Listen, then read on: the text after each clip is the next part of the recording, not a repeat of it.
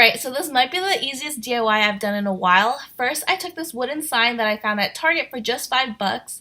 Then I made this decal from an image I found on Pinterest just because I thought it fit perfectly with my whole mantra for 2018.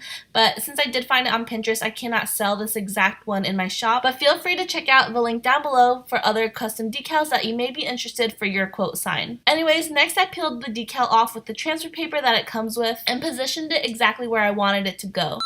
To be honest with you guys, I should have done this part after the wood stain part because I did want the words to be white. I think I just got too excited and just placed the decal on it before painting it. But I did come up with a solution that did make it look like how I wanted to, and you'll see that shortly. Next, you want to take an object like a credit card and flatten the decal down onto the wood so it adheres to it.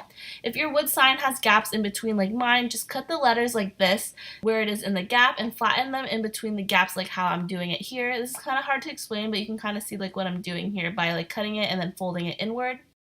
Then for the final step, I went ahead and painted on some wood stain, and be careful with this part because honestly a little goes a long way with this, and I feel like I painted mine a little bit too dark. So definitely start with a little bit first, but basically I just painted the front planks and all the sides. Before letting it dry completely, I did take some Q-tips and clean the wood stain off of the decals to reveal the shiny white vinyl. I let mine dry completely for 8 hours, but this will depend on your wood stain that you have. And yeah, it turned out like this. I'm currently decorating my apartment right now and wanted to add more rustic and earthy decor pieces to accent my furniture, and I think this piece looks perfect for that.